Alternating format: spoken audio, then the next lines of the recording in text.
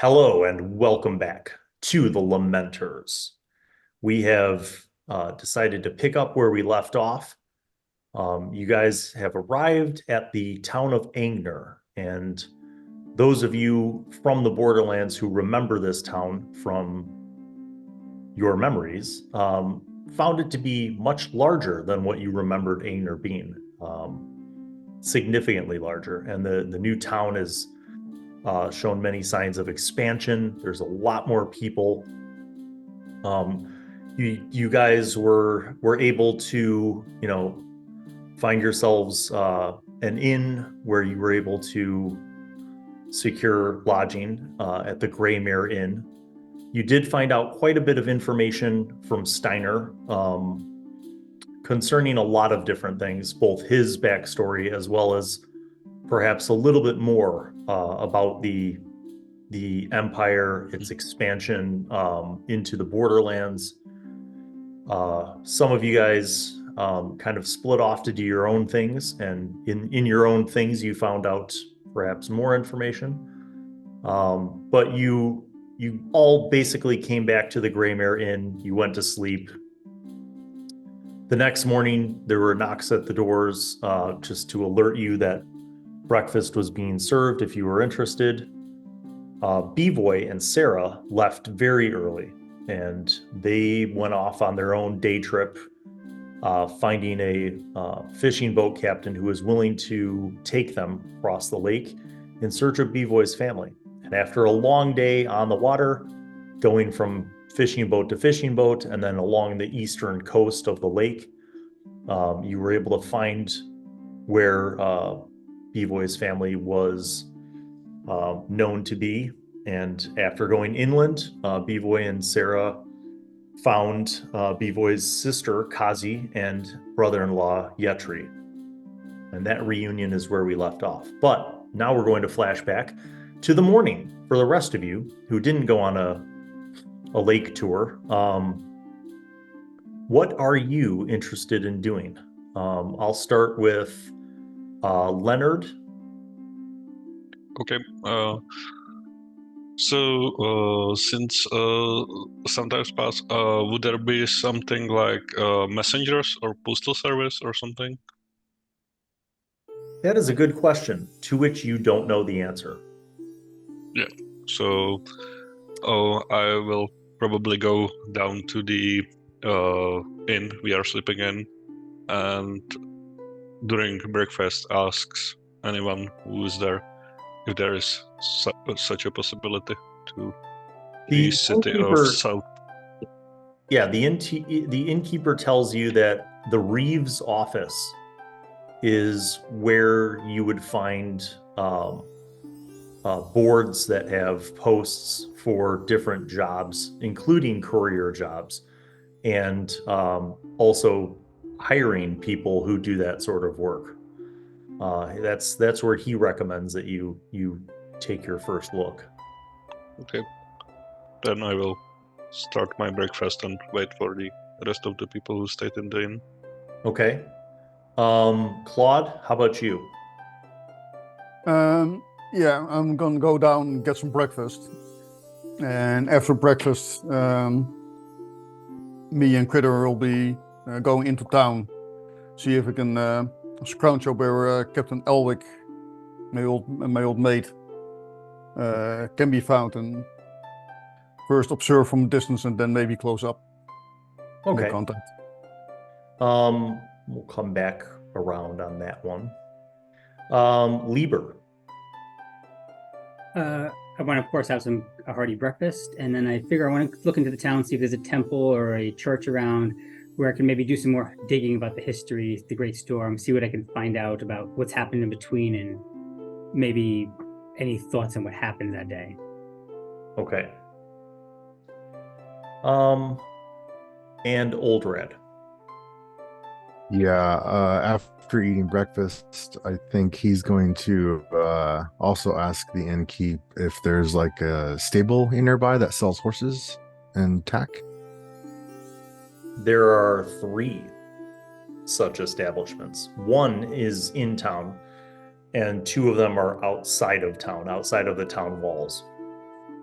Which one has the finest horses? The one in town. Thank you, sir. He says, Mr. James is the proprietor, and he is a fine breeder and trainer of horses. Thank you. I shall visit him. Yes. All right, so since you all have decided to split the party, making my life miserable, I am going to adjudicate each one of these things in a rapid blue book-like fashion. So, rewinding the clock, we're going to go to Leonard. You head out into town. You're walking around town. You ask a few people on the street where the Reeves office can be found, and you head over towards the north side of town. You see the north gate that leads to the main road heading north out of town. And just before that north gate, there's a barracks for the militia, and there's a stone building, a 2-story stone building. And that is the Reeves office. You see outside of the Reeves building a large wooden board with a number of paper notices tacked up to it, just covered in posts. And you start to look through these and you see any number of employers looking to hire people for different tasks, as well as people offering their services and who they are and where they could be found. One such post looks like it's very well put together, like the writing, the actual penmanship is quality. And it mentions a name, Cordero Courier Services, to be found in the Reeves office. Can I just browse around what kind of jobs people around here are looking for? So you see everything from lumberjack jobs, people, the laborers for tasks involving loading and unloading boats from the river and the lake, fishing crew. You see some posts looking for scouts and guides for traveling north or traveling south. You see, one place that's looking for to purchase pelts, animal pelts, furs. Lot of opportunities, it looks like. So I enter establishment, and is there like a desk, and behind is someone, or is it full? Yeah, when you enter the main area, it's a long kind of rectangular room, and you see 2 desks, one on each side, with some people working at those desks, and you see a line of people waiting at a counter with about 4 different employees at the counter helping those people. I will. Are there like desks? Yeah, so the one of the 2 desks, you see a man with kind of a tan complexion and black sort of curly hair. And you see a wooden kind of plaque at his desk that says courier. And you see like there are shelves on the wall behind his desk with a number of small, like different size boxes, wooden boxes, and then another shelf with just scrolls that all have kind of these different colored ribbons wrapped around them. And he looks up at you and he says, "Can I help you, sir?" Yes, I was lost in wilderness for quite some time, so I'm not sure. Is it possible to send ledger to Southport? Letter to Southport, yes. We can do this. Yeah. Okay. And then He says, "Are you literate, sir, or would you prefer to pay for me to take the letter?" I am literate, so I will write it. I just wanted to know if it's a possibility, because he says, "Very well." He says, "All I will need from you is the letter And then Yeah. the name for who it is to be addressed to and the location. He says, then we will make the matter of the payment. He says, for going by river is cheaper than going by land, but takes a little bit longer because boats must stop at imperial checkpoints each way. Okay, thank you. And so I will do the letter, and then we will discuss the rest of the details.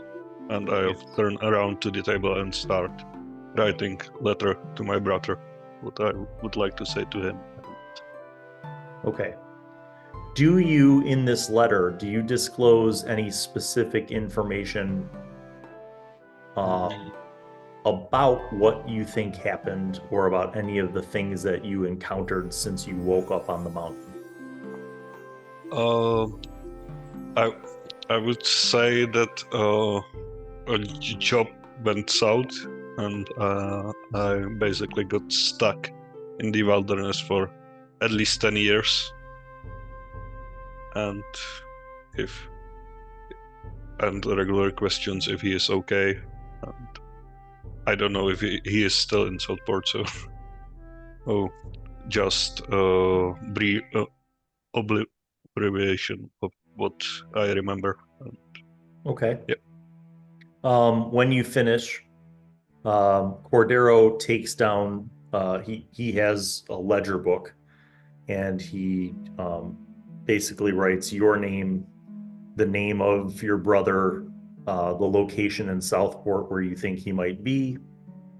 Yep. And then he calculates the cost for the courier delivery at 25 silver pieces. Okay. I'll give it to him, and yeah. Okay. He asks if you have your own seal, or if you would prefer to him just to seal it with a general courier seal. General will be fine. He nods, and he takes his wax, holds it over the candle, melts some onto your folded letter, and then he stamps it with his seal.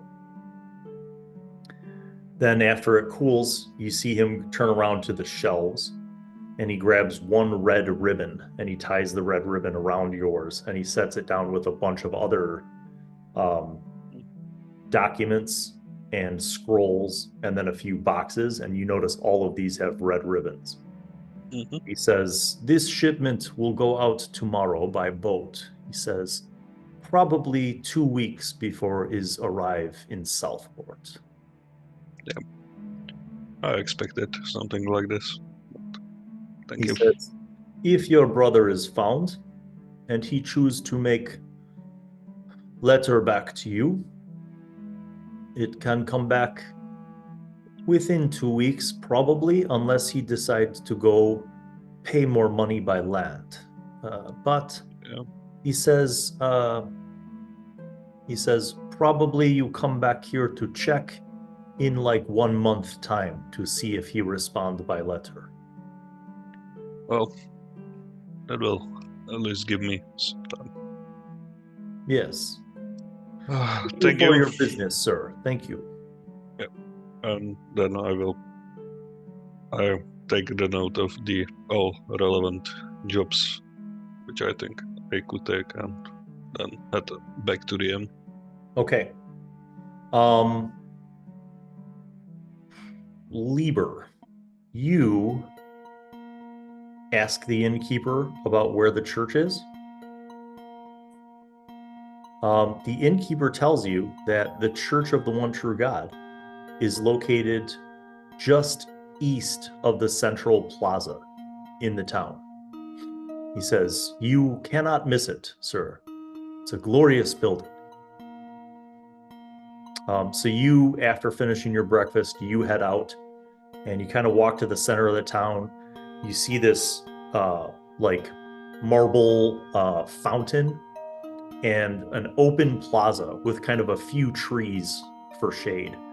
The plaza is paved with nice cobblestones, and you notice that there are like carts with vendors who are, selling different things, food and fresh caught fish, Some of them are selling like different, crafted items, jewelry, that kind of thing.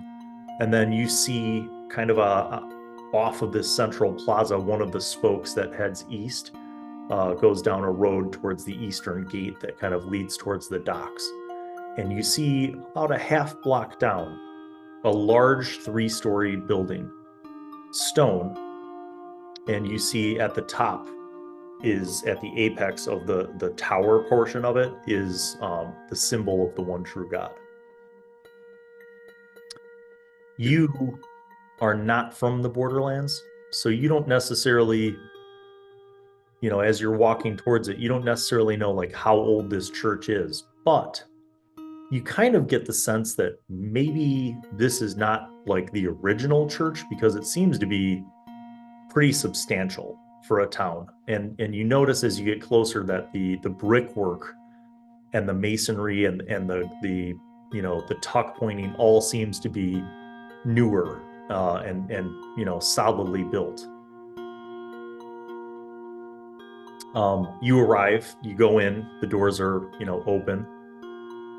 You see 2 of the rectors kind of like maintaining the candles and the offering areas. You see that there are wooden pews, very nicely crafted wooden pews, and the altar is set up with the 2 pillars and the crest across the top. And you see just beyond that, in the center of the altar, you see an incredibly well carved sculpture of the one true God. And it looks like it's carved from some kind of stone that sort of sparkles as the light from the stained glass windows kind of come into the church.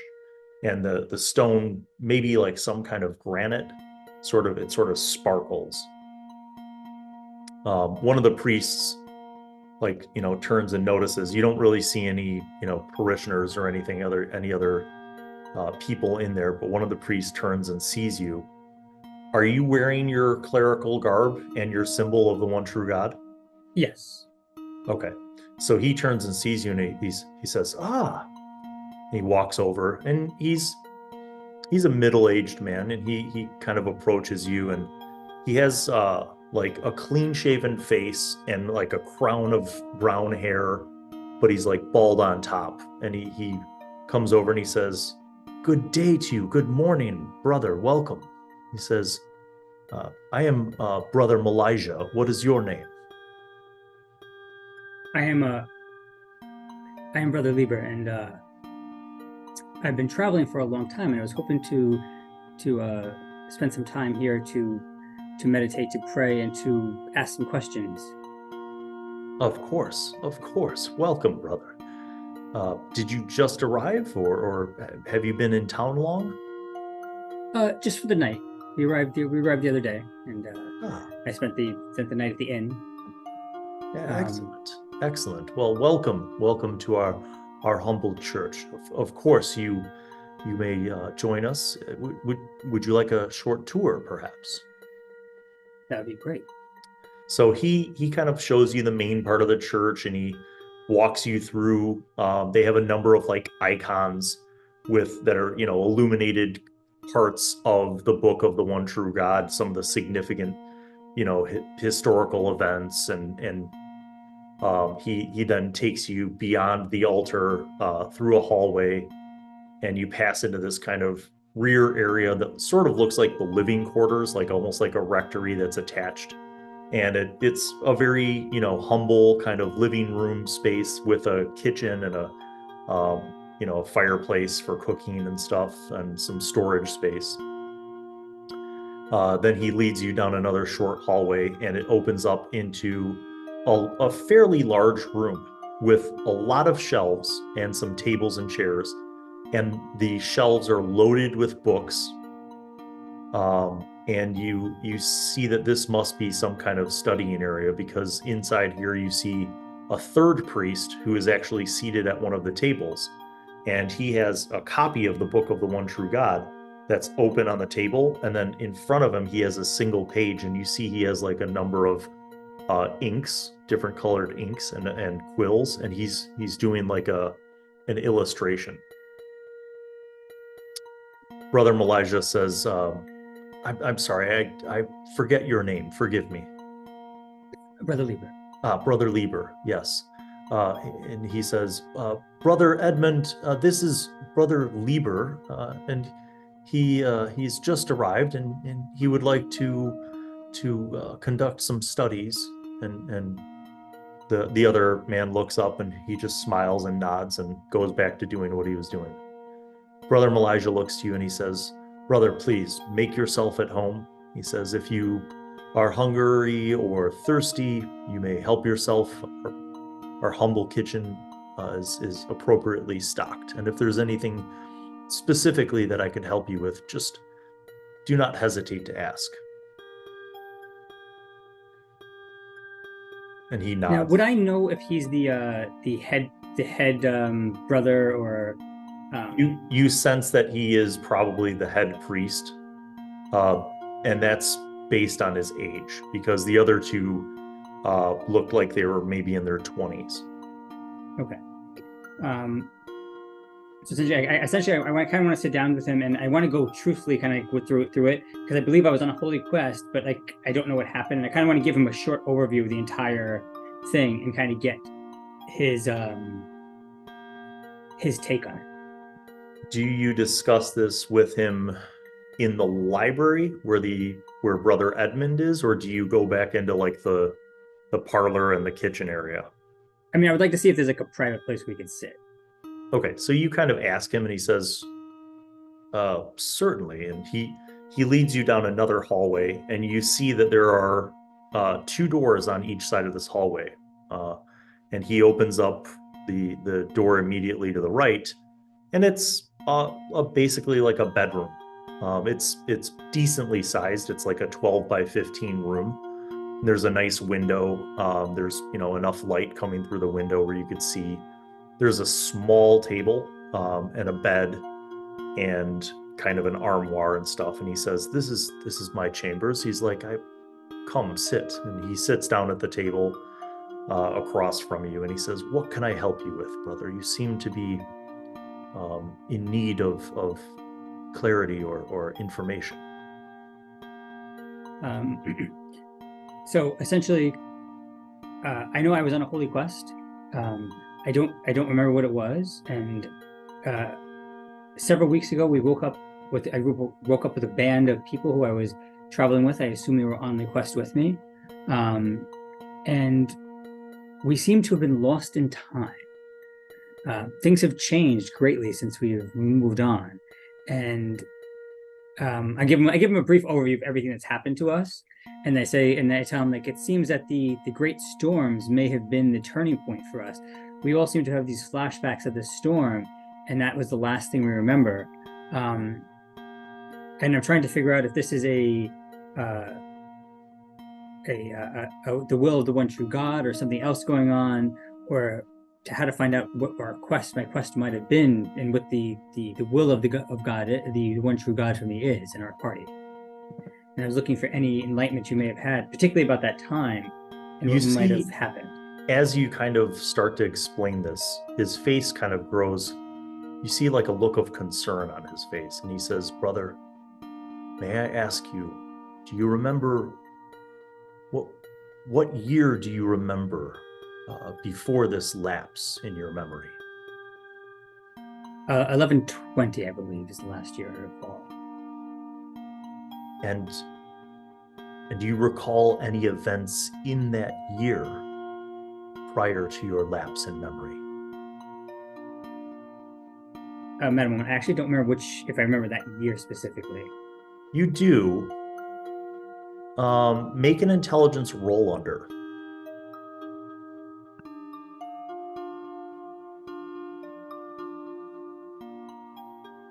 Failed miserably. So 17 out of 6. Nothing particular pops out. You kind of remember your normal clerical duties, and the only thing that comes to mind when you think of like your last memories from that time are the strange flashbacks that you've had. Okay. So I And express that. as you describe that and you reference the storms, he says, "Brother, when the storms happened, there were many tales of folk who disappeared from all over the lands. Now, many of these disappearances were attributed to the vast destruction that the storms wreaked. Whole villages being swept away by floodwaters, that sort of thing," he says. "But there have been a few rumors that I have heard in my time over the past 14 years since the storms. Rumors that there were people who claimed to have disappeared and then reappeared, much like you are describing." He says, "I am not certain if there is a connection, but I feel that though we do not understand why the storms happened, those of us with the true faith must believe that it was the will of the one true God." He says, "Now here in the borderlands in Aigner specifically, and in Lee County, we adhere to the faith. Though some would posit, and cautiously so, that the Empire and the ties to the Church are not in accord with the will of the one true God. Some believe that there are elements within the Church who used the storms as a means of advancing their agenda and uniting with noble houses and kingdoms to create this holy empire."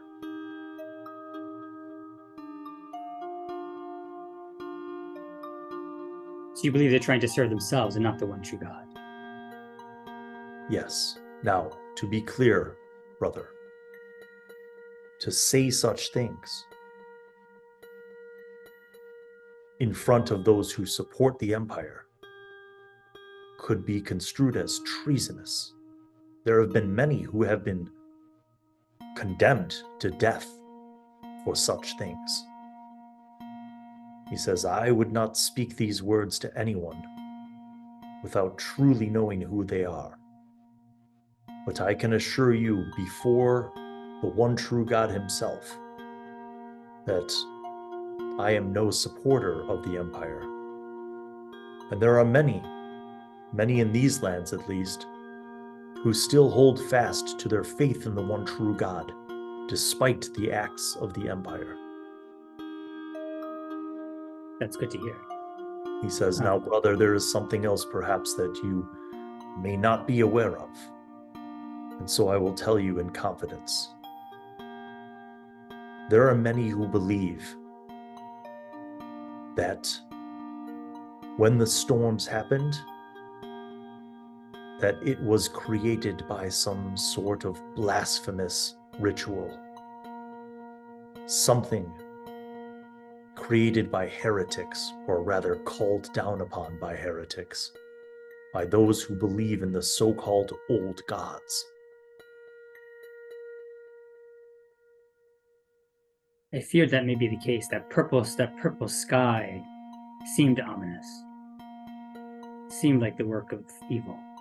He says, "As someone who lived through the storms, and in the years since, there has been a disturbing and alarming amount of the pagan activity.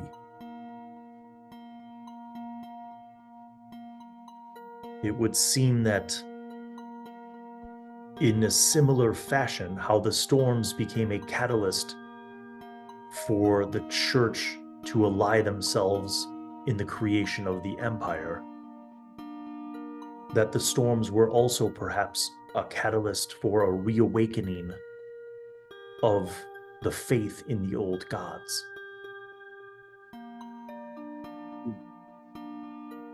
I see. He says, here in Aigner, we are fortunate in that the Empire has not driven too far north into these lands. But some say that it's only a matter of time before they try to claim these lands and occupy them, as they have the other towns and villages and even mighty Southport in the borderlands. Does the Empire let the church run as it did before, or are they changing things in the church structure? I cannot speak for what happens in the West, other than what I've heard or what I have read through correspondence. But even such things must be done cautiously. They say that there are orders of inquisitors within the Empire who spy and who read the correspondence and letters traveling to and from different areas.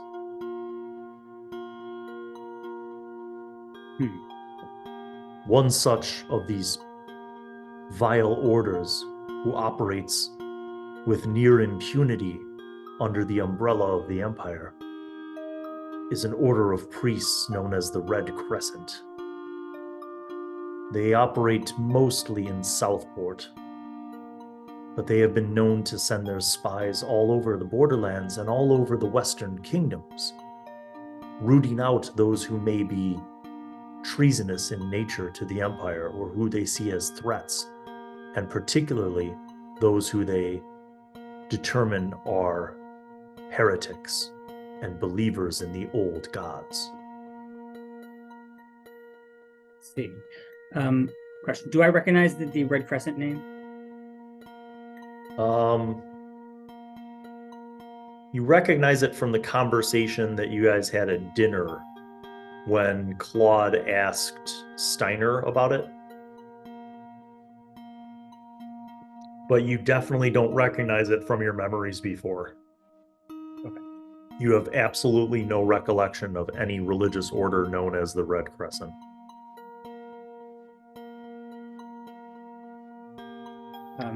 Brother Malijah turns to you and he says, "Take great caution in whom you trust." He says, "You are a man of the faith, and thus likely not to be suspected of any sort of treason or heresy. But you must still be cautious with your words and deeds." I see.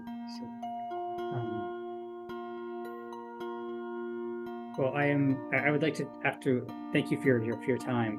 I'm going to spend some time praying and meditating, but I would, if you think of anything else that may be of use to us or that you recall later on, can you please either send a messenger for me to come and speak with you or come to see me at the inn? All right. He agrees to this, and he again tells you that you're more than welcome to use their library if you desire. I think I'm a little illiterate, so I'm not sure they can get much out of it. Okay. All right. And so that whole thing took a little while, let's say. Oldrad, what are you doing? I'm heading to the stable to buy me a warhorse and saddle and tack and whatnot. And then afterwards, if possible, have a private conversation with Steiner. Find him, maybe. Okay.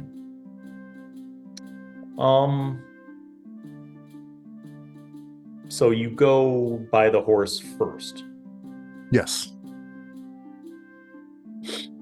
Okay. You head across town.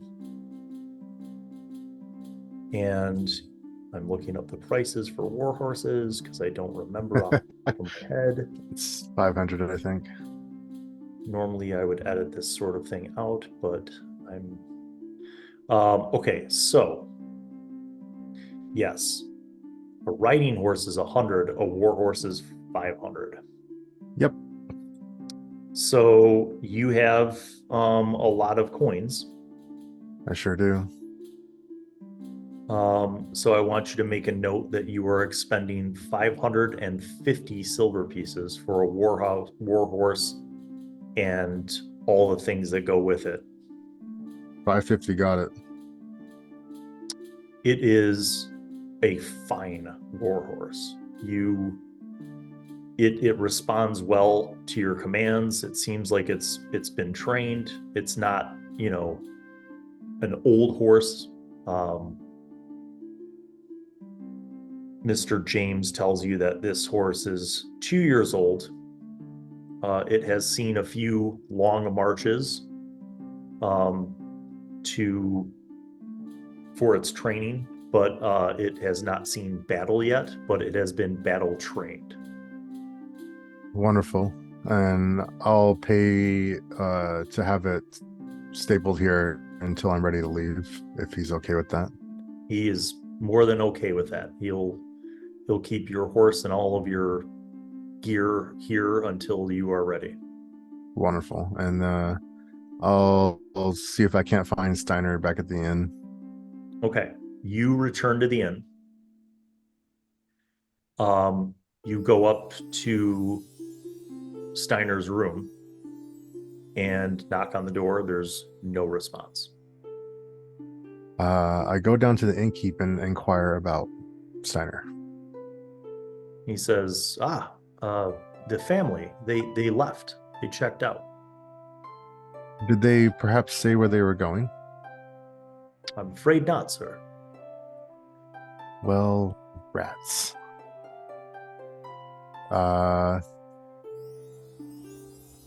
Thank you. I'm gonna go to the...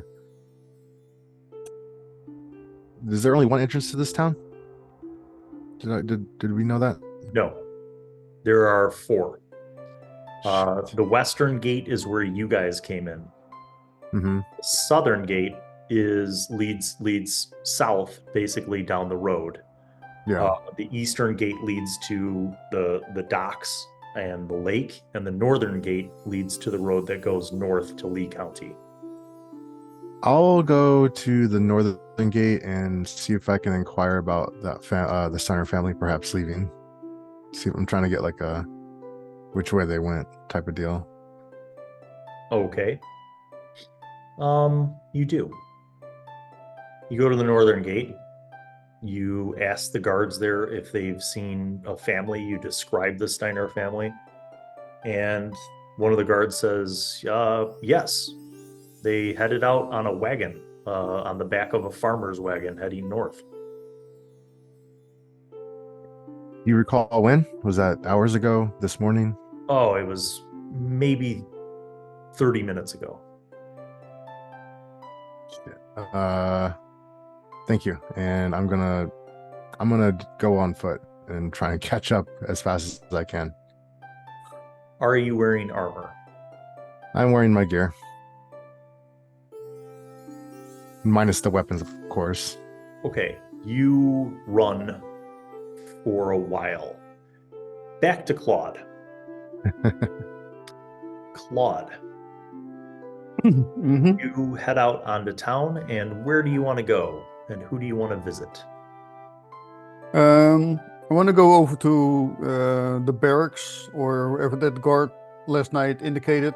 I could probably find my mate Elwick. Okay. I want to basically scope the area first, see if I can spot him. All right, you Then decide go to the what to do. barracks. You don't see him kind of out and about. You see other soldiers kind of coming in and out of the barracks. Right. After a few minutes, I'll just approach one of the guards or soldiers and inquire. Sorry, sir. Is there? I'm looking for a friend of mine. I think it's Captain now Elwick. He says, "Oh yes, Captain Elwick. He's in his office," and he gestures to the barracks. Right. Would it be okay to go in, or? He says, "Yeah, certainly." It's All right. it's the second door on the left. All right. I'm heading in. Okay, you head in. You go to the door. Door is actually open, and you see a small office with a desk with a whole bunch of paperwork on it. And you see a familiar-looking man, although he looks older than you. Mm-hmm. To be specific, you remember him being in his mid-20s like you. And he looks like a middle-aged man. He's put on some weight. His hair's thinned out on top. Mhm. But he has the same, facial structure. And Yeah. he doesn't look up. He's just, he's like writing something on paper, and he says, "What is it?"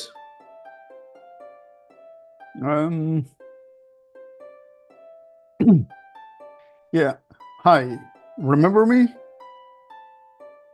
He looks up. And when he looks up at first, you don't see recognition. And then he looks at you a few moments longer. And his mouth just opens. Claude? Yep. Claude Oxborne from Lee County? Yep. Right here, brother. He says, "By God, it looks like you haven't aged." Yeah, that's what I was trying to go and talk about. He Mind if I take a stands seat? up slowly from his desk, and he comes around his desk, and he gets like really close to you, and he's like, I don't understand. How is that possible?"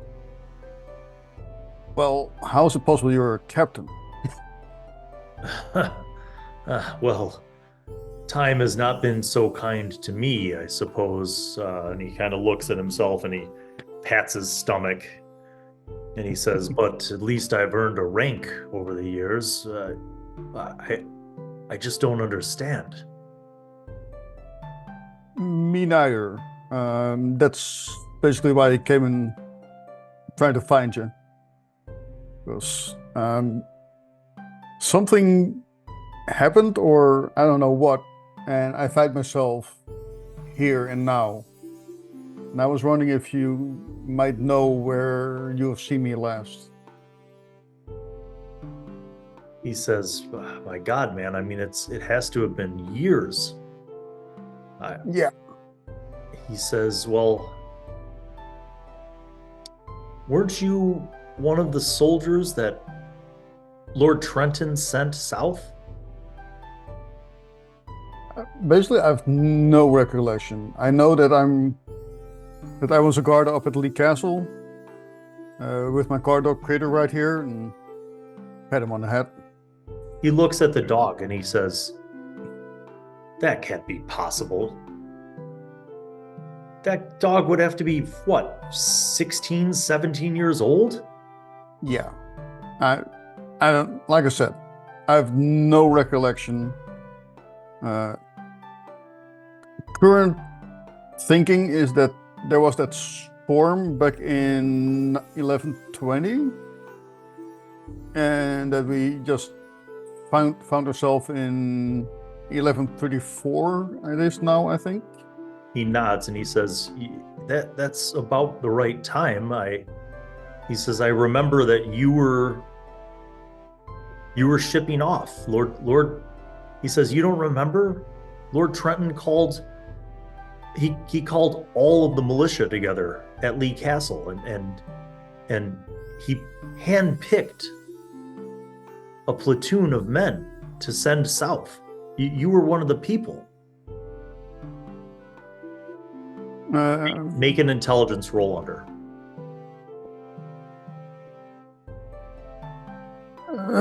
Let's see. That's 11 against 11. As he says this hazy flashback appears. You are in the grand hall of Lee Castle. Lord Trenton stands before you and 80, around 80 men. And he's speaking to all of you, and he's gesturing and speaking, and you can't really hear what he's saying in the flashback, but you kind of remember that he's making this speech to basically the whole militia. Elwig looks at you and he says, "We never knew where you went. Lord Trenton never disclosed anything. He just chose 12 of you to take a ship down the river. We never knew where you went or what you were doing." And then the storms happened, and none of those 12 men returned. He said, we assumed that you'd been swept away like so many others in the devastation of the storms. You really don't remember? No. He I have said, a recollection of being sent, but he says the only man who would have known where your destination was would have been Lord Trenton, and he passed away. His son is now the Lord of Lee County. look, okay. He says perhaps there's some unknown record of what your deployment was or where you were going at Lee Castle. Yeah. I recall there was a band of adventurers roaming the area, dealing with undead. Whatever came of that then? He says, I remember that. He says, wasn't that when Oak Point had been overrun? Yeah. That was... He says, I do remember that. From what I know, though, that problem was resolved. Yeah, because first I remember stuff went down, and after the undead issue was cleared up, what I remember it was basically quitting and going off on my own, but I was called back in and sent out. He says, we all were called back in. He says, I need a drink. Lord Trenton called every able-bodied militiaman back to the castle, and then he spoke of this very important mission that every town and village in the borderlands were involved in, and that he was going to choose 12 men to send to represent Lee County. Now, I can see myself volunteering for such a job. He says, but I wish no that recollection. I knew the nature of it. I wish that I knew more about it, but he was very discreet, and none of us knew where you guys were going or what you were to do. And we never heard back, and everyone just assumed that you had died in the storms. Strange. And what have you been doing since then? Making captain and all? He says, well, I served at Lee Castle. I helped rebuild Lee County after the storms. And about 6 years ago, I was promoted to a lieutenant, and I was put onto patrol. My contingent then was deployed, and I was promoted to captain about 3 years ago. And I've been here in Aigner ever since. I'm the day watch captain, and I've just been here as this town has built up quite a bit over the years, and we are now one of the last holdouts in the borderlands that isn't occupied by the Empire. Okay, so is, from our point of view, the Empire like the enemy, or Like I said, You notice when I'm he new to says this that, era. when you say that, he looks kind of nervous, and he sort of walks past you and looks out the door both ways. And then he comes back inside and he says, Claude, it's not wise to talk about the Empire.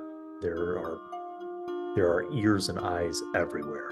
He says, you are an old friend, and I'm glad to see you alive, and I marvel at your appearance, but I must tell you it's very strange. And I would not share your story with others lightly. He says there are some within the Empire who would see your return as perhaps some kind of blasphemy. It's said that some of the practitioners of the old gods and the old faith, that they know magic and that they can defy the will of the one true God. This makes the Empire very suspicious, very nervous, and they are in a position of power. Make no mistake. Well, I think rumor had it back still. Those adventurers were doing something about something called the Red Crescent. Is the Empire the same thing? He says no.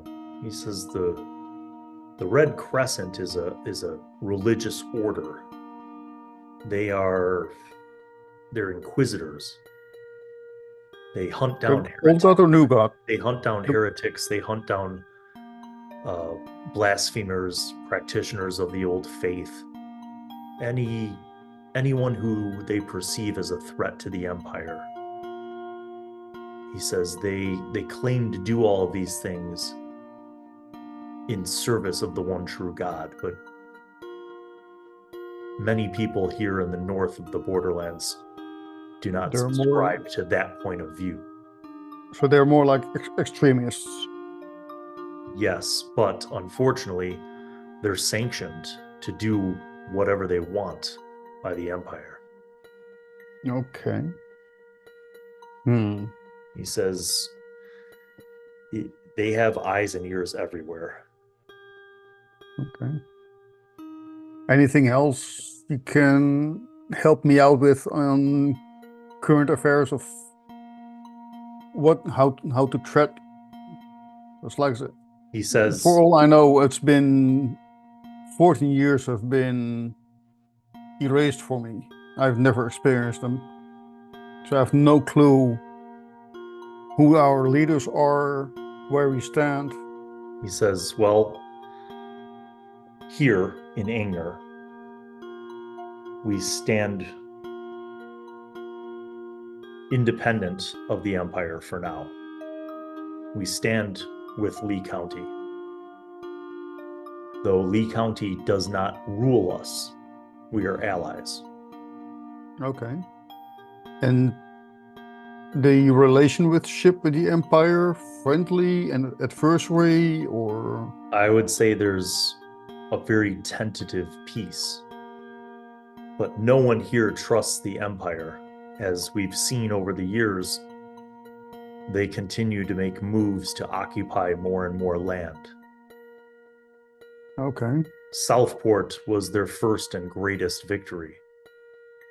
But since then, they have moved up the river, taking more and more land and villages and occupying them with their soldiers. It is said that the Empire seeks to expand across all of the lands, but that they perhaps want to establish a foothold in the borderlands first before going to war with the Eastern Kingdoms. Well, I see that making sense. But Because, my friend, it's perhaps best for us not to talk any further here. I don't know where you're staying, but perhaps we can meet up later after my shift. yeah, we're staying at the Grey Mare Inn. And probably be staying there for 1 or 2 more nights. Very well. How about I seek you out there tonight? Right. I'll expect you from there.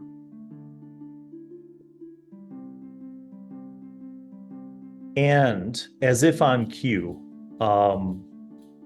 as all of you have been going around your daily business in the town, doing the different things that you've been doing, Oldrad, after you return from buying a horse, you go back to the inn.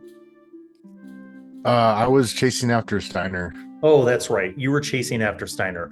You're on foot chasing after Steiner for 2 hours. So I'll get back to you later. Yeah. Leonard, what did you do after your tasks? Muted. Well, since everybody from the inn is gone, I would probably sit downstairs and wait for anyone to return from our group or anyone asking for me. Otherwise, thinking about how to make living after returning from such a event right now. Okay, so you're in the tavern in the inn. Breakfast is long since over, and you're maybe just sipping on some wine or mead or ale. And you hear the stairs creaking as the hulking form of Bane comes down. His hair is a mess. It looks like he's just woken up. And based on what you recall from the night before and the sheer volume of alcohol that he consumed, his stumbling down the stairs seems appropriate. Bane, you vaguely remember hearing someone knocking at your door in the morning and the words breakfast. And then the next thing you know, you woke up. Sunlight was streaming through your window, and it was relatively quiet in the tavern, in the inn. So you head downstairs. There's a fire going in the fireplace. The innkeeper is over at the bar polishing glasses, and you see Leonard sipping some mead. Did somebody say food? The innkeeper turns to you and he says, good morning, or should I say nearly afternoon, sir. I could prepare you some meat and cheese and bread if that would suffice. Please, I have a horrible headache. At once, sir, at once. And he rushes back into the kitchen. Bane, you sit down at the table near the fireplace with Leonard. No one else from your party seems to be around. Where is everyone? Oh, seems like everybody went by their business. I missed Bivoj and Sarah. They left too early. And then seemed like Claude, Oldrad, and Liber went to run some errands around the town. I hope I didn't miss anything too important. Well, I don't know what they will return with, but if you want to send letters somewhere, or if... Anyway, what are you anyway interested in doing right now after we returned? Right now, I just want to get rid of this headache. It's pounding like horses are stomping on my forehead. It's ridiculous. Hopefully some food will do that trick. Well, the innkeeper comes over with a small plate. It has like half a loaf of bread and some chunks of cheese and some smoked meat, and he sets it down for you. He says, would you like something to drink as well, sir? I suppose a hot tea would do the trick. I was going to say mead, but that might not be the greatest of ideas. If your head is throbbing, sir, I do have some powders that I purchased from the apothecary. It could assist you in that regard. I think I'll suffice. The food should be fine. As you wish. He scurries off. A few minutes later, he returns with some tea, and then he nods and walks away.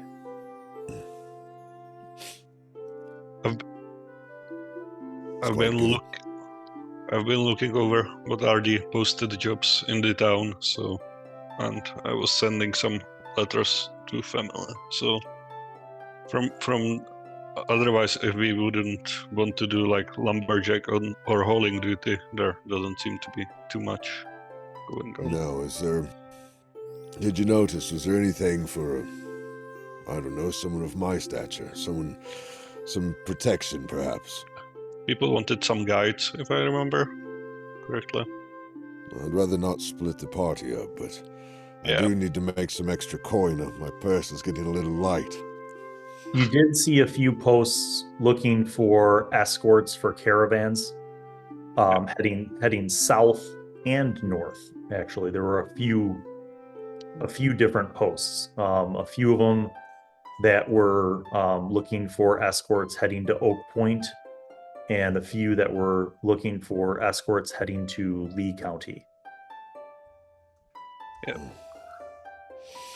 So those might, if we want to head in those directions, those might be job we would want to take, but I'm not sure what the rest of the party wants to do. Well, let's stick together. Whatever you want to do, I'll accompany you. Yeah. So right now I'm waiting here for most people to return from Earth. One thing that occurs to you, Bane, as you eat some food and drink some tea and start to wake up, is that you guys have an incredible amount of treasure and a lot of coins. And you haven't really inquired about what to do with all that or what to do with it. If I recall, I was asking someone, and perhaps it seems like a dream at this point, but I was asking someone where I could deposit some money and keep it safe, and this was not the town to do that, if I recall. Yeah. They seem. I didn't inquire about storing money, but if they have postal services or something, they might have information there. That's too much to carry around, and I don't want to tear up the nice floorboards of the inn. They've been so hospitable.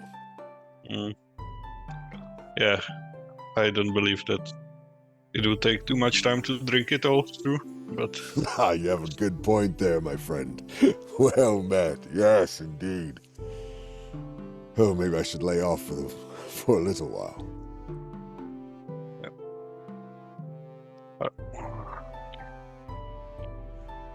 All right, Claude, after your conversation with your friend, Captain Elwig, what do you do? Since we're only meeting up not till dinner time, I'm gonna go through town, see the sights a little bit, seek out some inns and see if they can find a bard, maybe several, that might regale me with some of the tales of the recent past. Okay, you easily find there are many taverns and inns, and a few of them have bards. It's, late morning, so it's not super busy. And if you're willing to throw the bard 5 silver pieces, he'll tell you many, many tales. Yep. Have a good time on the town. Okay, all right. Bane, after your breakfast, I'm assuming you get dressed. Yes. The No one wants to innkeeper- look at this all day. The innkeeper does have a bathhouse if you're interested. For 2 silver pieces, you can have fresh, hot water. Yeah, I do want to smell a little better. Smell pretty bad, actually. Yes, please show me the way to the bathhouse. Okay, so that whole thing happens. That's prepared. You have a luxurious bath with scented oils, and you feel clean for the first time in any amount of recent memory, at least since your time at the chateau. After your bath, anything Throw that in you a and couple of Leonard extra want to go do? silver for fresh linens. Yes, in fact, the innkeeper tells you that there is a tailor in town, just a few blocks away, that he highly recommends if you're looking to perhaps buy some newer, fresher, and cleaner clothing.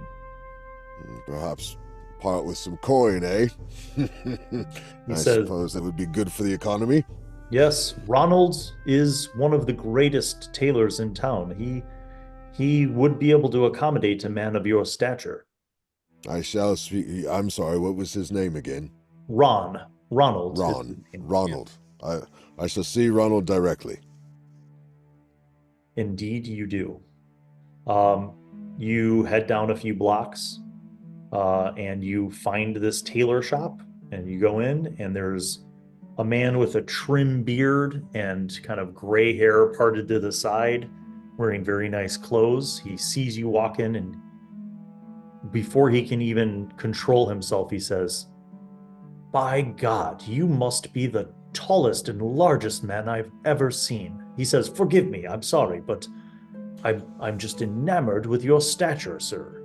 Well, I hope that your tailoring skills are up to par. I was sent here to find some new clothing articles. It would be an honor to dress a man of your magnitudes.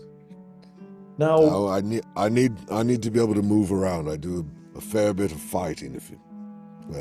So clothes that are both fine and practical. Yes. He says, "Would you be wearing armor over the clothing, sir?" I would be.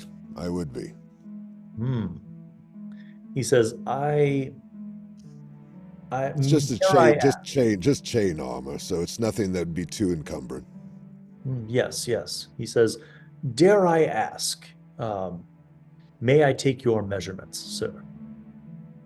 If you have equipment that is well equipped to measure a man of my size, I suppose you should.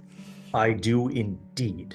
And he with glee, he kind of runs over and grabs this length of string, and you see it has like little hash marks, and he starts holding it up and measuring your shoulders and everything.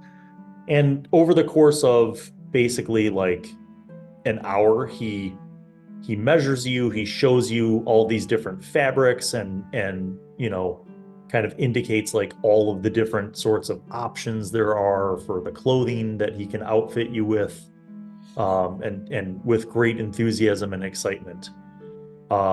Basically, he is capable of making you your own custom clothing, and it's a question of how many sets of this clothing you want. No, I suppose I should get about 3 sets. I don't want it to be too fancy now, because I do have a reputation to uphold. He says, "Of course, sir. There can be extravagance and yet practicality." He's like, "It would be my honor to craft these outfits for you." He says, "If you find it amenable," he says, "I believe I can do this with some very durable and yet high quality fabrics that would be appropriate for the climate here." Indeed. He says, that will be just fine. "Give me 1 day, sir, and I shall craft you magnificent outfits for a man befitting your stature." He says, "Much appreciated." "Would 80 silver pieces be within your budget?" Yes, it would. Excellent, sir. He says, "Then return at this time tomorrow, and I shall befit you with clothing that shall make you even more magnificent of a specimen than you already are." Is that even possible, Ronald? I don't know if it is. Perhaps we shall see, sir. Allow me to surprise you with my tailoring skills. Yes. I shall return on the morrow, and I appreciate your help. Adieu to you, sir. Yes. You walk out. Liber, what are you doing? I'm hoping to go back to the inn to kind of regroup with everyone. Okay, you get back to the inn around the same time that Bane is walking back in, and you see Leonard sipping mead by the fire. And the 3 of you are there. Well, first thing I do is I see Bane, and I see that he looks much fresher, and it reminds me how dirty I am. So make a note to take a bath later on this evening. Okay. And I'd like to kind of update them. I'm going to sit down with you guys and let you guys know about what I learned about the priest told me about the Empire, about how we have to be cautious of our words and our actions, and that it does look like it may be some kind of dark magic at work here. And I was hoping to see if anyone else had learned of anything else during this time. I will blue book this by saying it's probably fair that Leonard would have told you about the Reeves office and the courier options, as well as the job board, the bulletin board. Bane, having bathed and got fitted for outfits, which he shall purchase tomorrow. You know that Bivoj and Sarah left early in the morning, and they, it's like maybe midday. Oldrad, you finally catch up to the wagon. Do I see Steiner's family on the wagon? You do.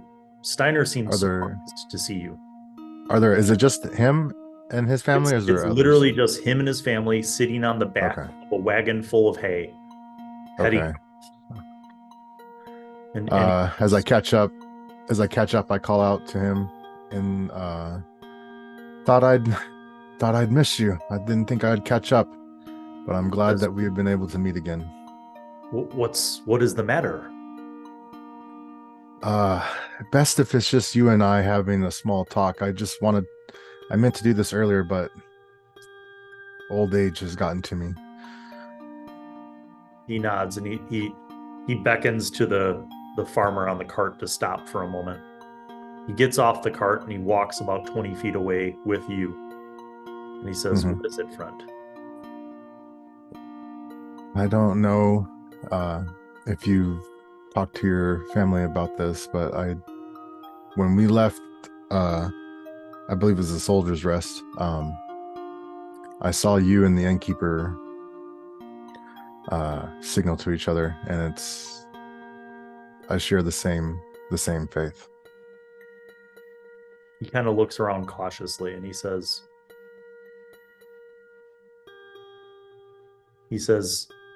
I've come to understand that you and your friends have suffered some strange occurrence. He says, I know that you perhaps do not have a full grasp of the complexity of the world we live in now. He says, but there are some folk who, while they believe in the one true God, have also come to learn that the old gods are more than just a fiction. He says, what I am saying to you now, if heard by the wrong ears, could condemn me to death. But since I already face that if I'm ever found by the Empire, I will tell you. There are some who believe that the one true God is not the only God, but that there are others. And that perhaps, those gods and the one true God are not opposed to each other. Perhaps the conflict between old gods and the one true God was not true, but was made by man, or was created by man's flawed understanding of the divine. He says, I am no priest, but I met a man while I was stationed in Morath, a man from the East, who shared with me this philosophy.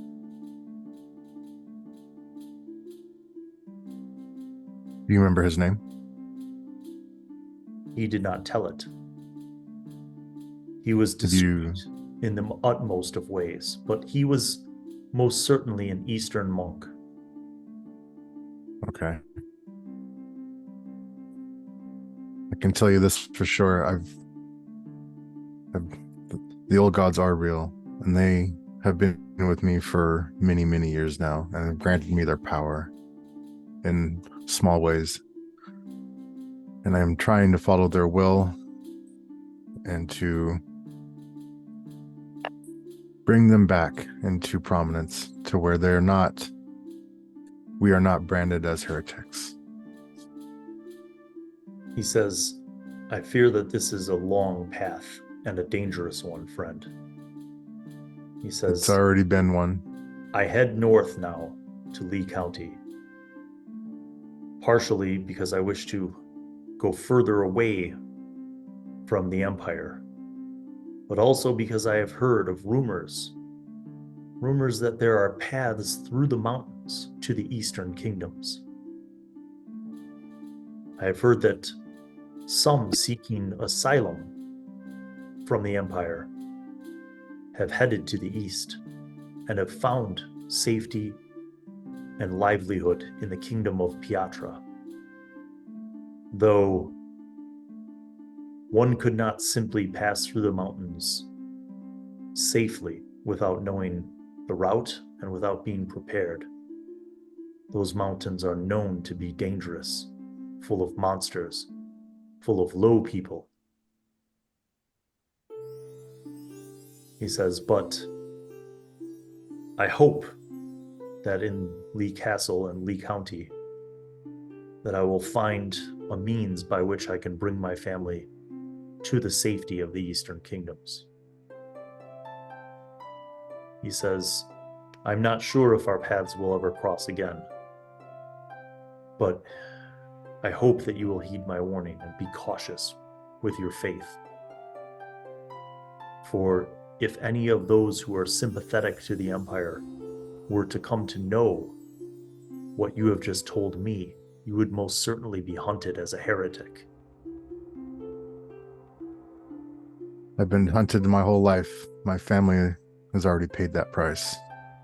I'm well aware. He nods. I wish you and your family safe journey. He does the soldier's handshake and grabs you by the elbow and clasps your arms together. And he says, to you as well, friend. Goodbye. He turns back to the wagon. And I make the long walk back to the town. Yeah, at this point, your running is over. Like, your ankles and knees just hurt. Yeah, I'm you old. start It hurts. walking back. Fair enough. Bane, Liber, and Leonard, you guys are kind of, updating each other, sharing the information that you've all gathered and talking over plans and possibilities. When Claude returns, you see 3 of your comrades back in the inn. Mm-hmm. I go what sit type by of- him. Wonder what trouble we can get into today before we start another adventure. What's there to do around this town anyway? Well, I've got a mate of mine, captain of the guard, coming over for dinner. He was quite shocked to see me.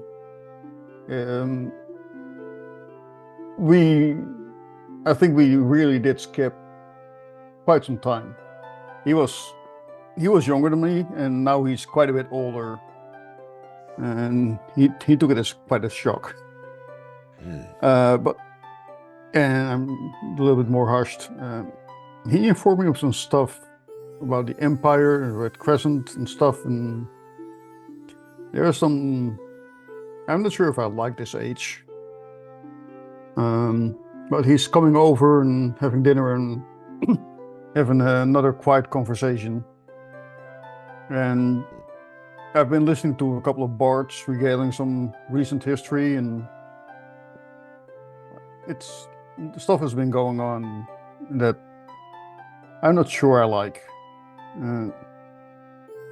But yeah, it really does seem that storm came over and did something to us. This is very concerning, of course. I Mm-hmm. don't know how much time have we lost? Years, seems. Yeah, so probably about 14, 15 years. Well, I'd like to find out if someone's done this to us. Yeah, the thing he mentioned that basically the last thing he remembered about me was that the Lord Trenton of Castle Lee, and I think I already, memory is hazy as we all have. I thought I already left the guard, but apparently we were all called back in. And So I is was it- one of 12 people sent out on a secret mission. And he said that none of us have returned. And that was shortly before the storm hit. When Claude describes this, I will have Liber, Leonard, and Bane all make intelligence roll-unders. Oh no. That's a Hey, fail. natural one. For me, natural 20, I must have been sitting here too long and had too much of the meat. Okay, My dice so are cold, man. so Leonard and Liber did not succeed, but Bane, you got a 1. So here's the flashback that you have. It begins with you in a bar, hammered, mugs of ale and bottles, and you see that Noisy. hand. The hand, like older kind of, older hand reaching out with a scroll, handing it to you. You see the sleeve of this person's long sleeves, black with purple trim. And you see a silver ring with a symbol on it. The symbol looks like a letter C, and it has kind of like lightning bolts coming out of in going to the 4 corners. It flashes then to another memory of you marching in a column, surrounded by other people, soldiers, scouts, some on horseback, some on foot like you. You can hear the creaking of wagon wheels ahead. You feel the rain. You hear the wind and the storms, the crackle of thunder, the flashes of lightning illuminating the sky at night being purple. It flashes forward. The storm is more intense. You're marching quicker. You hear men yelling. You're actually jogging. You hear the storm more intense. You see the lightning flashes coming more frequently. And in one of those flashes, up ahead, far away, you see the silhouette of a tower. And then you flash back. Oh, I've just seen. I've seen what you speak of, I believe. I too was walking with soldiers and received a scroll. And it's all kind of confusing at the moment. But I received a scroll from an old withered hand with a black sleeve with purple trim. And the storm was insane. It was coming down like, in the distance I saw a tower. The ring. Has anyone seen a ring with a C symbol with lightning coming off of the sides of it? This is what I've seen. Liber and only Liber. Make another intelligence roll under.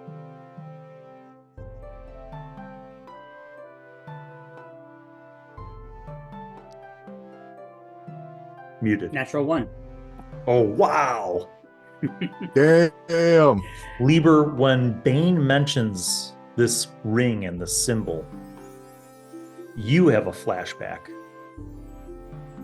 Part of that flashback is familiar. You see yourself in some grand cathedral. You see a bishop speaking to a group of priests, including yourself. You don't know this bishop, but you see that he's a fair-skinned man, older, white hair, and he wears the clerical garb of the Western Church. But he's wearing a tunic and a long-sleeved shirt under that is black with purple trim. And his robes are also black with purple trim.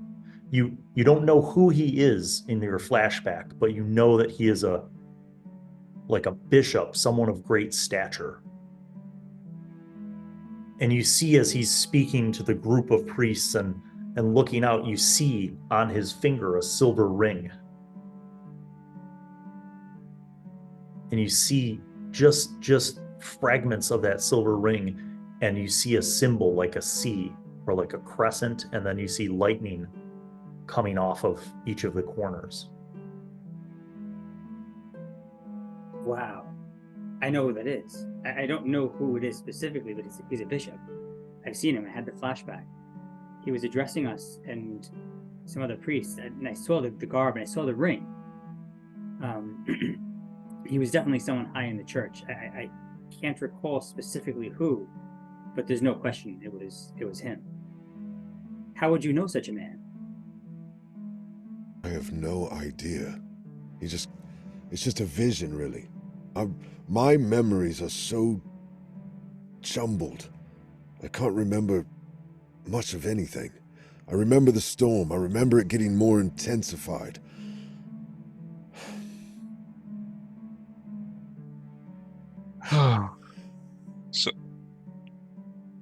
So do you guys think that we should find the tower? Because we all saw the tower where it happened, and it might lead us back towards the mountains where we found ourselves.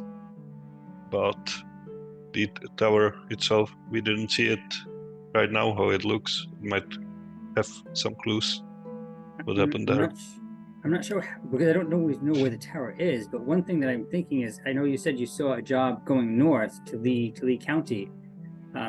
Maybe we can take one of these jobs to earn some extra coin, at the same time follow up on Claude's mission and see if there's any records. I know they said the old Lee is dead, but maybe there's still some records of why they sent them south.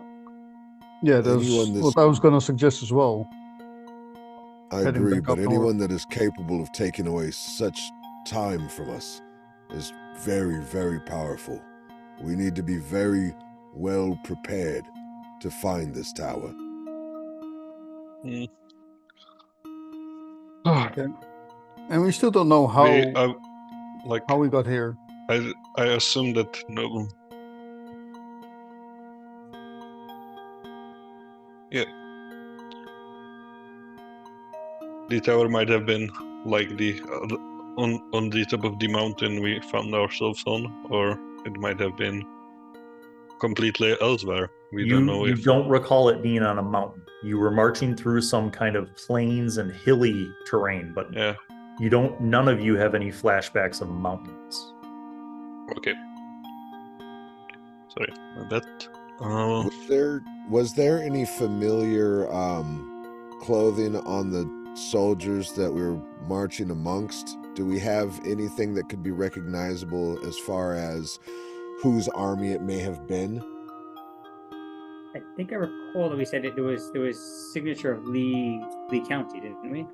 So each of you had different perspectives because each of you were in different positions. Some of you were near different groups of people, but there was not a uniform group.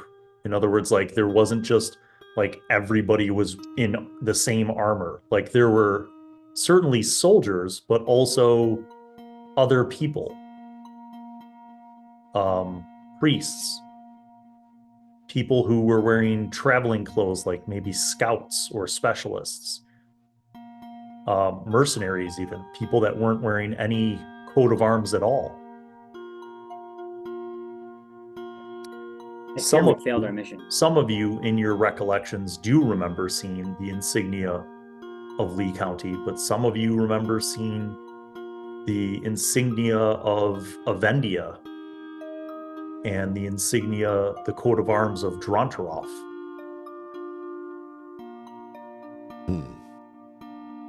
And then some people weren't, like I said, weren't wearing any sort of identifying insignias or coats of arms or marks of any particular place. If it was a joint effort, what came of everyone else that was with us? Did everyone lose time, or was it just us? The priest, the brother that I spoke with, did mention that other people had come back at different points and made claims similar to what we've said. So it is possible that there are others still out there. But also I do fear that maybe we failed our mission. So there is possibility that some people might be still losing time. Oh, lost in time. Lost in time. Yeah, I like you all, I still wonder how was the old god, the new god? Is that old and the new the same god? Did they do something and transfer all of us, or is there some people doing magic or whatever? And if it was the old or the new god, and I said this quietly, what would be their idea of their end game, their need of sending us here? As Claude posits these deep philosophical questions, Liber, make me a wisdom roll under.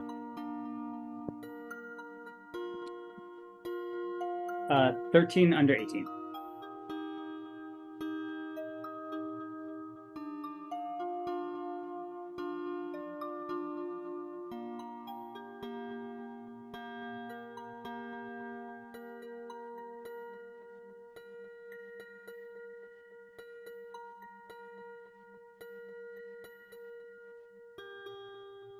Hashtag Jack's notes. All right, I just sent you a message.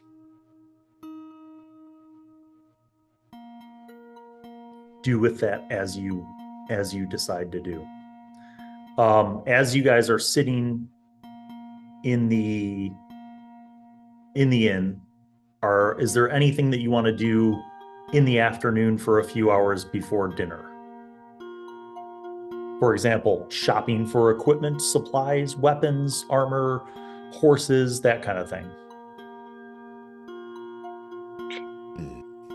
Should get some supplies to go with my shiny new clothing articles.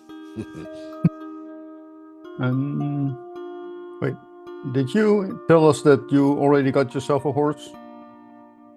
No, that was Oldrad, and he hasn't come back since he left this morning. Oh, yeah. So I'm going to go through, because we're going to blue book this in the interest of time. We don't have to role play every shopping encounter. Claude, is there anything that you want to buy? Not at this time. Okay. Leonard, is there anything that you want to buy? Probably warmer clothing. Doesn't need to be anything fancy.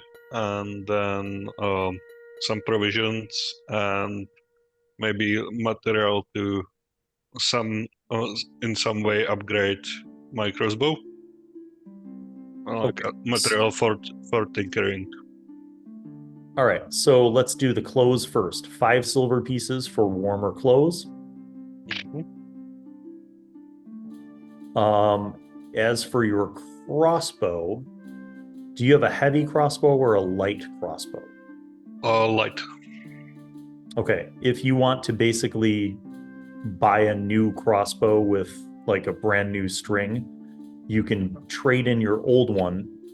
I do I do assume I can't buy it here in the city because it's not allowed. So I assume No, like it's not material. allowed to. It's not allowed to carry weapons in the city, but you buy them and then pick them up on your way out. Okay.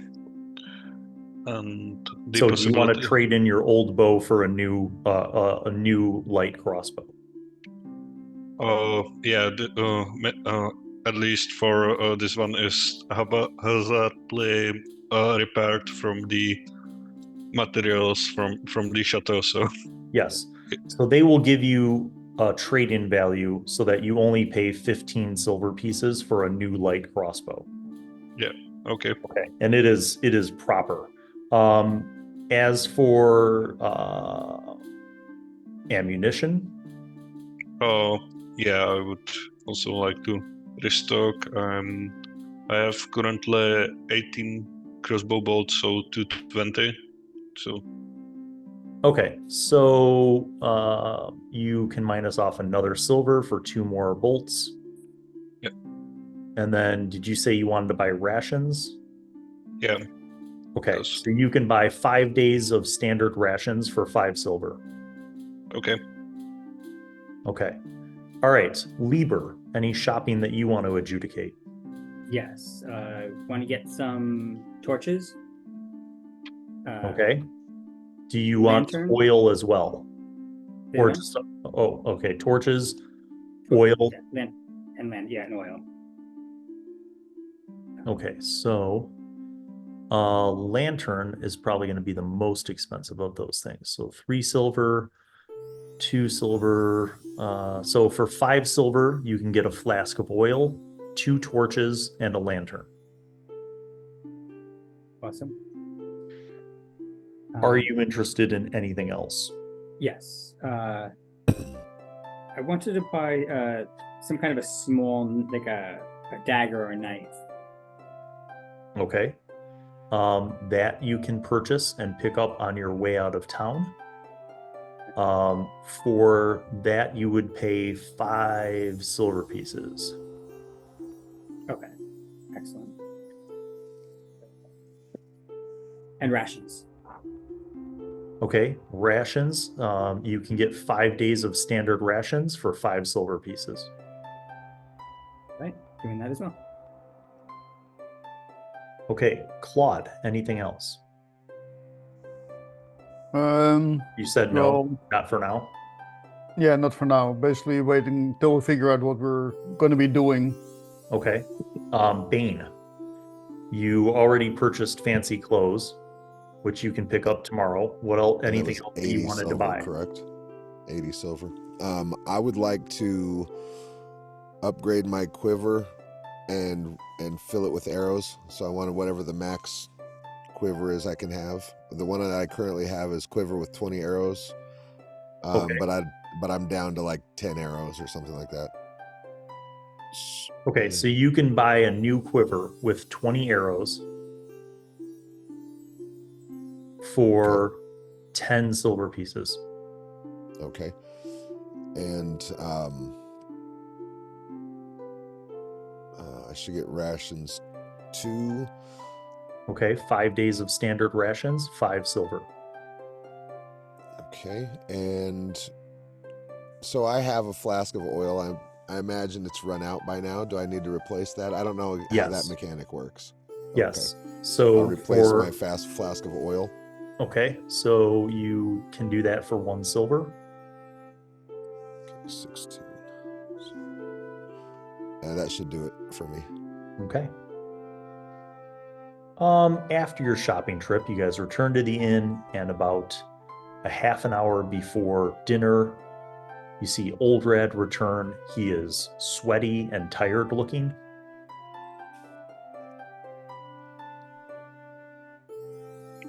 Where have you been? I was. Oh God, it sucks being old. I was catching up to the Steiner family. I had wanted a word with Steiner, and I finally caught up to him, but they were quite a ways out already. They were heading north towards Lee County, seeking refuge. I just made it back finally. Think food and bath is in order. How's everyone doing? Oh. We are putting together a plan. What to do next? Do you also remember the tower? Tower. I don't think I had any flashbacks about a tower. Yeah, Or did I? you have. I'm still trying to remember. Oldrad, make a intelligence roll under. Shit, okay. Nope. 4 over. You're not sure if you remember a tower. I recall a lot of the same things other people have recalled, at least about the storm, and marching somewhere in the rain, but that's about it.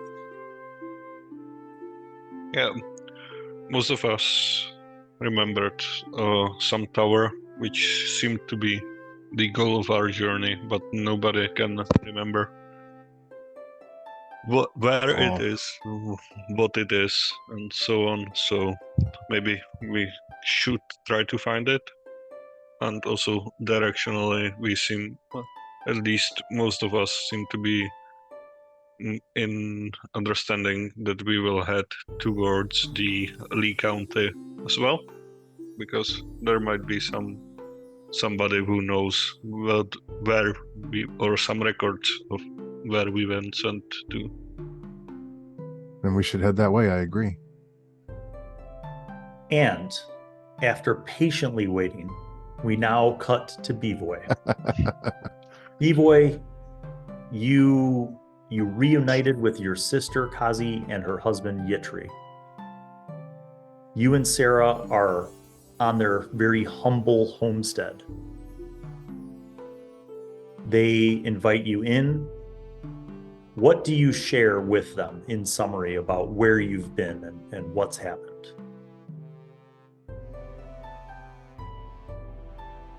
Well, what I tell them is like not everything that I remember, like those flashbacks, but I tell them that one day I just woke up in the mountains with the people around me, and I had no idea where we are or what we are doing there, how we got there. But we just had some clues, and we thought for a long time it's the same year that we got lost.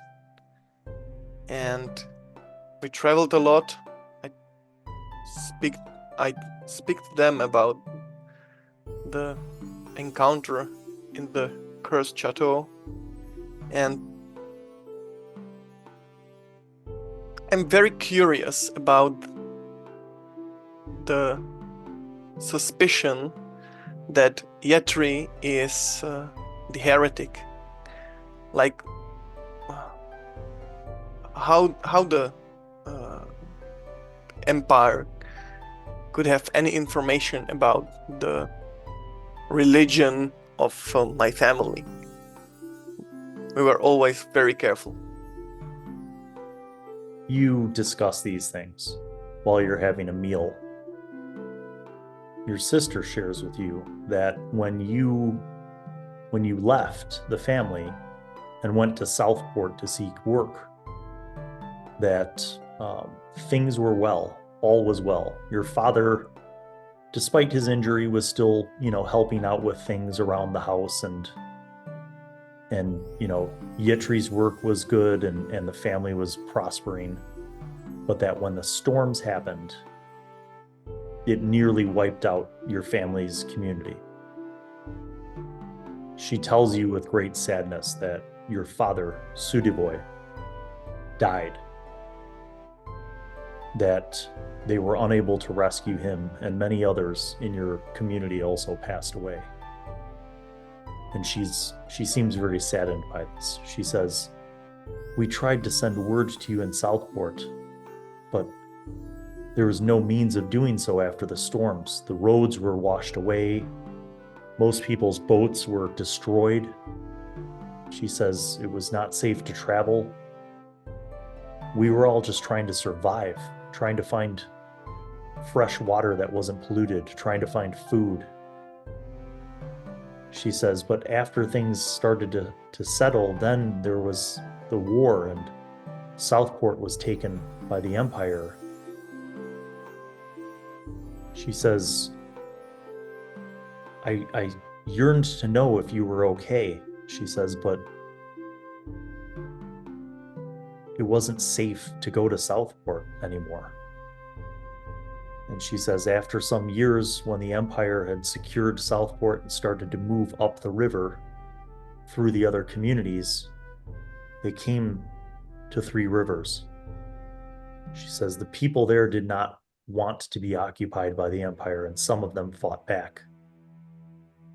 And she looks at Yetri, and Yetri says, there was a group of us, a group of men who banded together, and in secret we plotted against the Empire.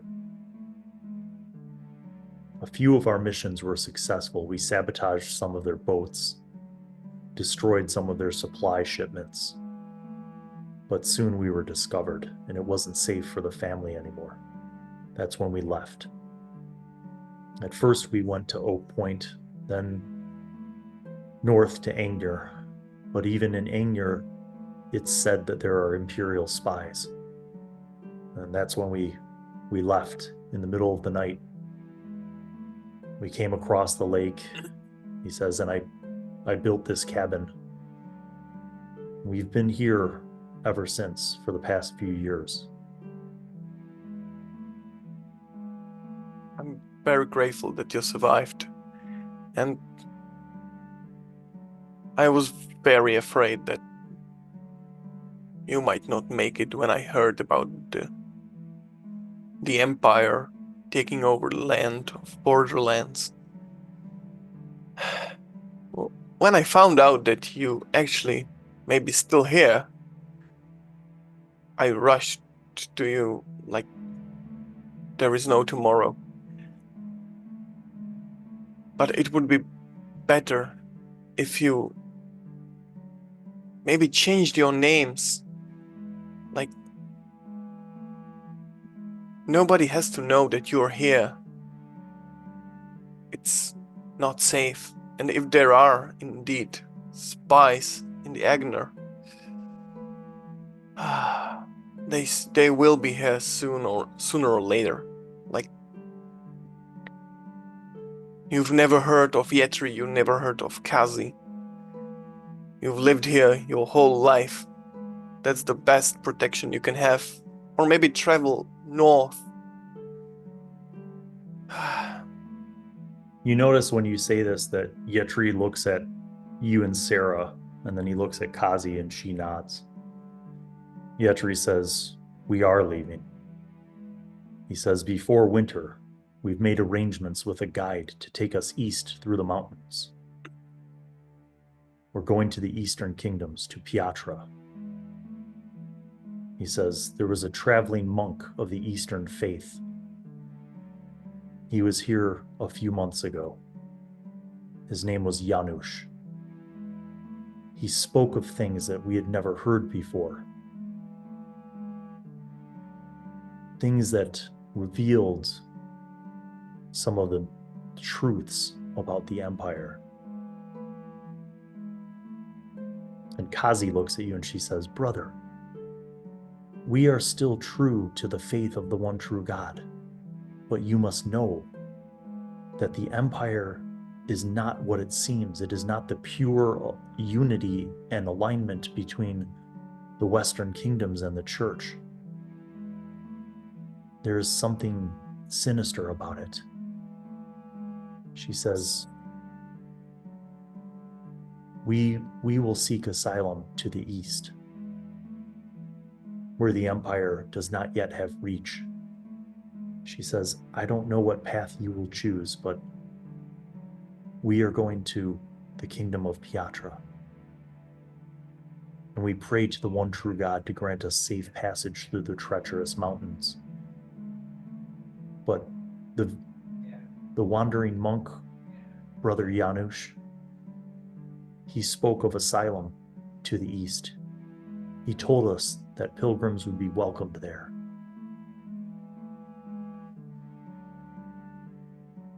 Well, if you trust this guide that you've talked to, maybe not even wait till the winter.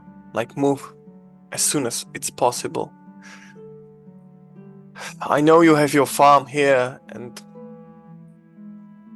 the crops still needs time, but it's not worth your lives, you know? Yetri says, Bivoj, when you return to Aigner, please do not speak of us. Do not speak of discovering us. It is rumored that won't. there are Imperial spies, even in Aigner. I won't. You know, I've been gone for some time, yes. And I've never thought that I may see you again. You're the only family that I have left, and when I see your children,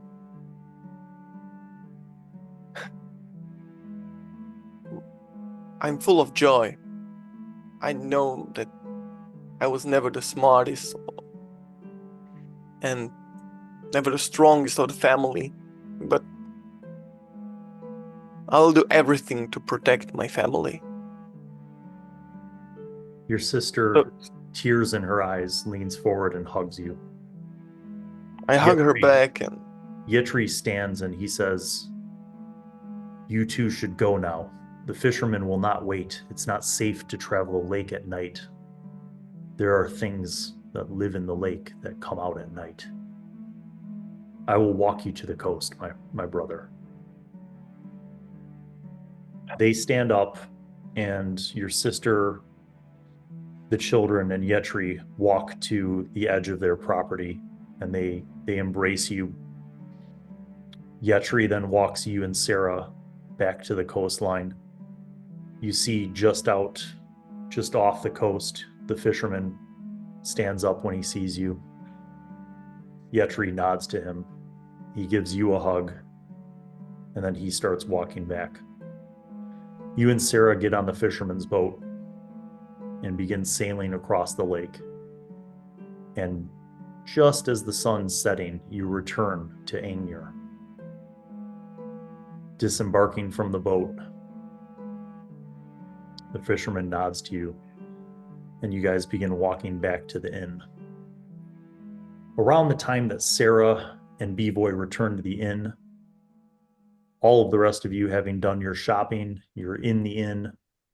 You can smell the food being cooked, nearly ready to be served. You sit at a large table, and you see the innkeeper starts to bring out food to your table and drinks. And a few minutes after the food and drinks has been served, you see a man dressed in normal clothing enter the inn, and he looks around, and he looks over at Claude, and he waves, and he walks over. And Claude, you see Elwig, although he's not in uniform. And he walks over and he sits down with you guys. And he says, well met, I'm Elwig.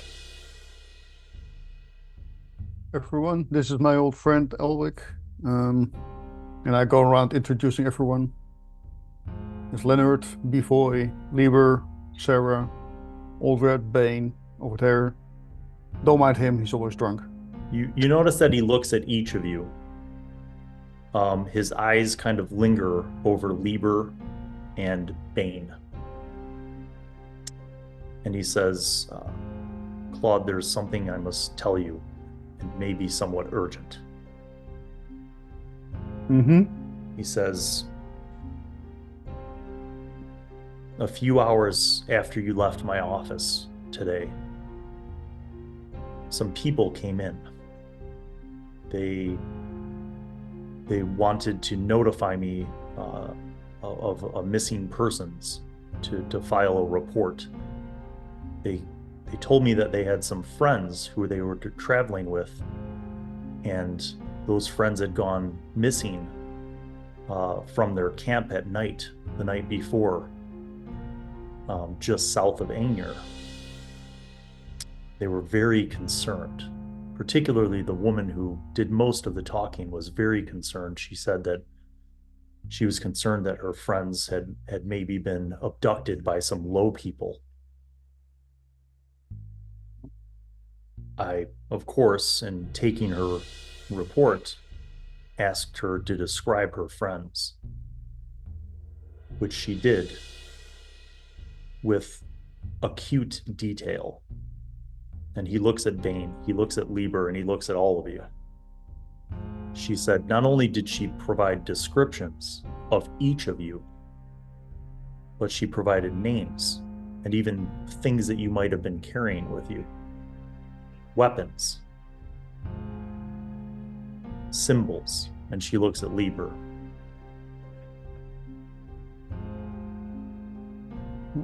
I told her that I would take the report and that I would speak to the constables about keeping an eye out for her missing friends.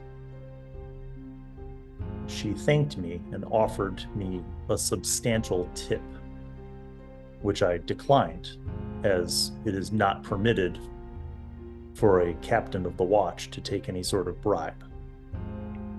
But I got the feeling that dropping 20 silver pieces was not a significant thing for her. She shrugged it off and they left. After she left, I took the liberty of asking around. And apparently she'd been inquiring with a lot of other people in town about your whereabouts. Did she make it sound like we had anything to do with their disappearance? Is she blaming us? She or... claimed that you were her friends and that she was concerned about you because you had disappeared. Ah, okay. I found her story, while convincing, knowing you, I found it to be odd. Yeah, we did I meet. didn't catch all of their names, but there were 2 women and 2 men. Yeah, The more eloquent and articulate woman, I believe her name was Katarina, does ring a bell. and the other woman was rather crude, wearing yeah. dirty traveling clothes. And then there were 2 men. They Yeah. looked stocky, perhaps experienced, let's say. Yeah, we met them at the inn back before we came here, and He says, well, I they wasn't gave sure up if they gave were off a bad actually- vibe. I wasn't sure if they were actually friends of yours, but I thought I'd let you know that these people are looking for you. Yeah, So, well, I don't we know had if it's a great idea for me to be seen with you, friend, but I wanted to let you know. thanks for that. He says, he looks around again in the inn and he says, nice meeting all of you. Take care of yourselves. And he stands up and walks out. And that is where we will end this episode of the Lamenters, everybody. Stay tuned for the next episode to find out what the party is getting up to in the town of Aigner. Peace.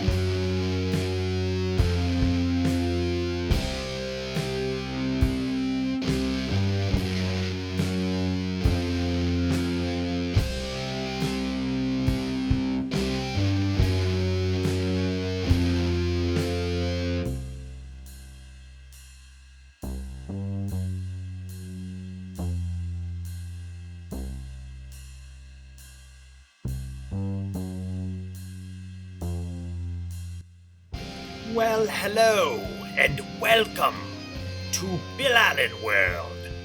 I am Wizzy, the wizard, I'm back once again to remind you to subscribe and click on the notifications button, and also watch videos that are over there. Tune in to the next episode of whatever show you were just watching and watch other shows featuring Bill. He made me say that because he's a narcissist. Okay, bye.